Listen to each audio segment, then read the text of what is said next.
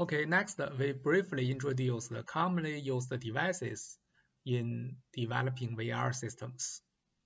Here I listed the commonly used devices used in VR systems, including head-mounted display, haptic devices, 3D sound devices, trackers, gloves, digital gloves, and other wearable devices.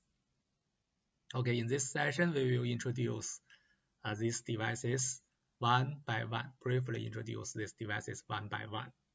The first commonly used devices is head-mounted display. Okay, usually there are two kinds of head-mounted display. The first is traditional HMD. Okay, they are usually worn on the head or as part of a helmet that has a small display. In the traditional HMD, when you wear the device, you can just see the virtual world. You cannot see the real world. So this is traditional HMD. When you wear the HMD, you can just see the virtual world. In recent years, another kind of HMD are proposed called optic HMD. Optic HMD. In a optic HMD, it is a wearable device that can reflect projected images and allows a user to see through it. This means that when you wear an optic HMD, you can not only see the virtual world, but also you can see the real world. You can see both the virtual world and the real world. These three figures show some commonly used HMD. Okay, nowadays, the first is the HTC Vive. The second is the Oculus Rift. Okay, developed by a company, and the company is acquired by Facebook. So the Oculus Rift is now a product of Facebook, and these two HMDs, the HTC Vive and Oculus Rift, are both traditional HMD. That means when you wear these devices, you can only see the virtual world. The third figure shows another commonly used HMD, Google Glasses. Google Glasses, okay, is a product of Google. Google Glasses is a kind of optic HMD. That means when you wear the Google Glasses, you can see both the virtual world and the real world. You can see through the device. Okay, you can also see the real world. Okay, besides the virtual world.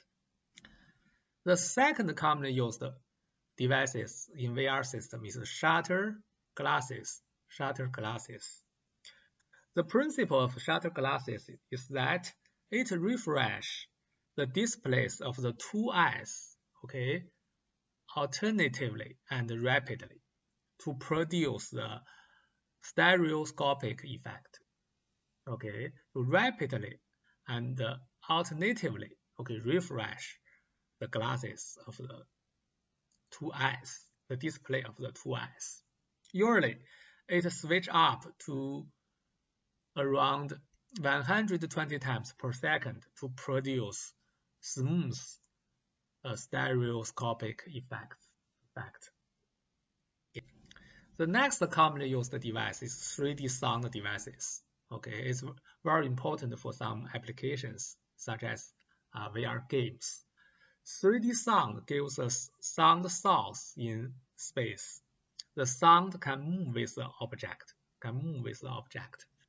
and thus can produce a realistic effect, okay, for the VR system. And it can enhance and provide immersion within the sound field.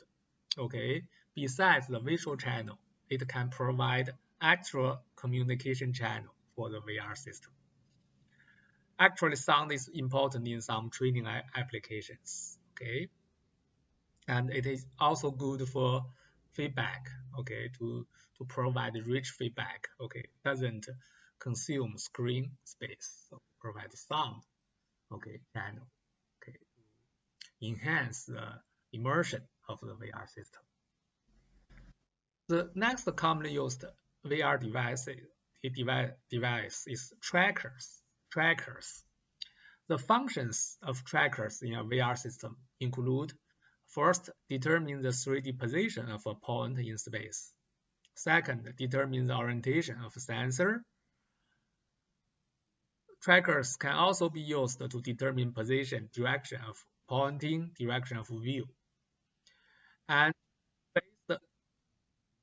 it is a basis for interaction in 3D and required by HMD because, as you know, okay, to construct the virtual things for the HMD, to show in the HMD, we should know the user's position and direction, right? First, we should know the user's position and orientation and direction, and we can generate the virtual things for the user.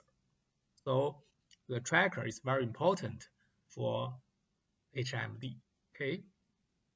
There are several considerations for trackers. First is the accuracy, how close to real position, and the repeatable measurements, okay, can repeatedly measure the position of the users.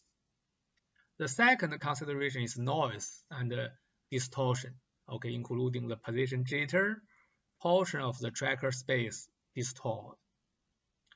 And the next consideration is weight and cables, okay, how encumbered is the users, okay, does the user need to drag very heavy cables, okay, and the freedom of the motion, okay, when the users is equipped with the tracker.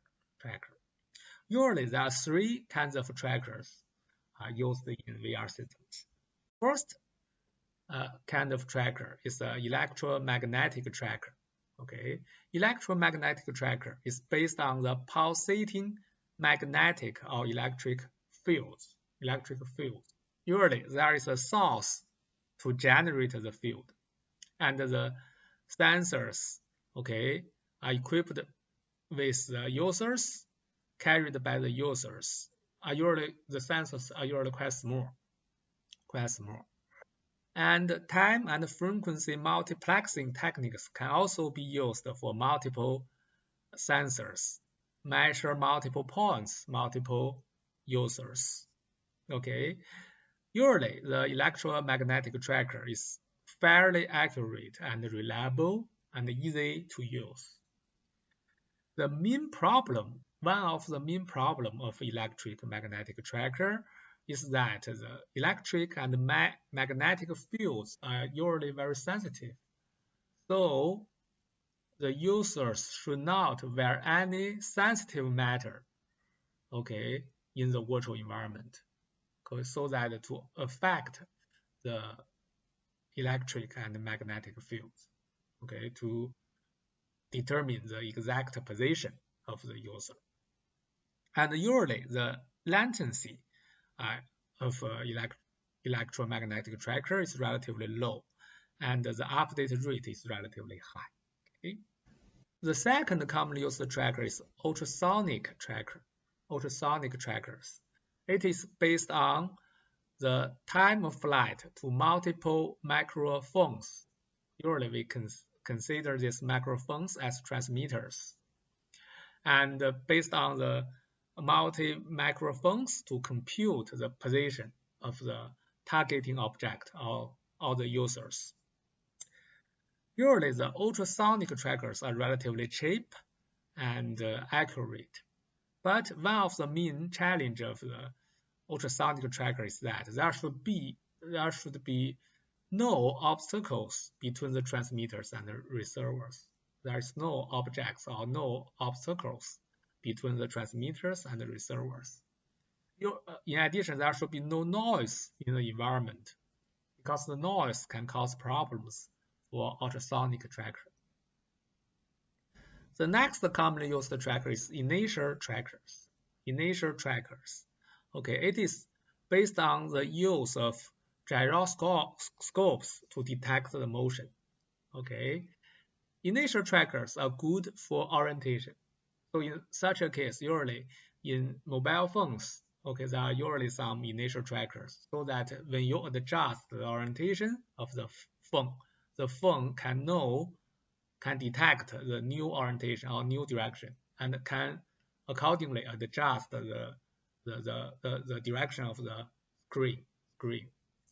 But usually the inertial trackers are not very accurate for position because its resolution is relatively low.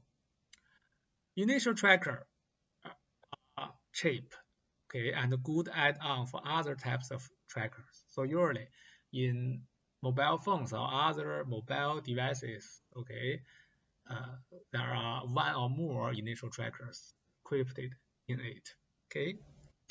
The next commonly used device, digital gloves. Okay, digital gloves is used to measure finger configuration, shape of the hand, and gesture. It is a kind of classic VR devices.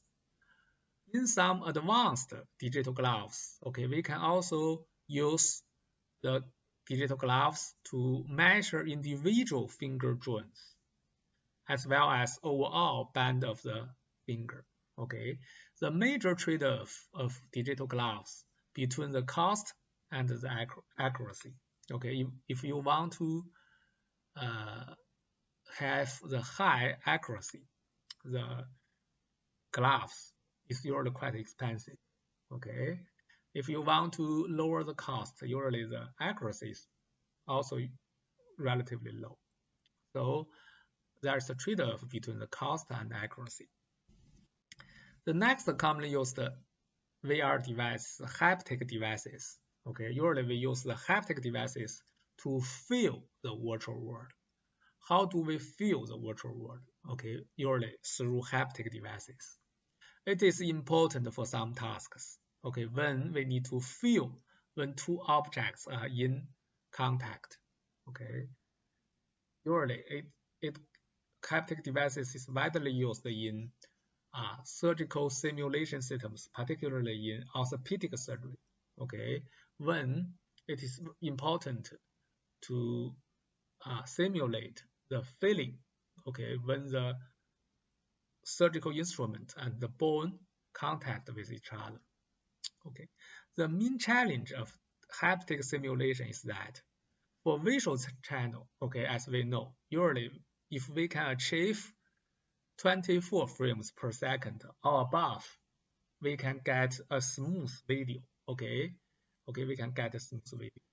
But if you want to get a smooth feeling of haptic in the haptic channel, we usually need to achieve 1000 Hz or around frame rate, okay, to achieve smooth haptic feeling. It is quite difficult, okay, considering the computational resources.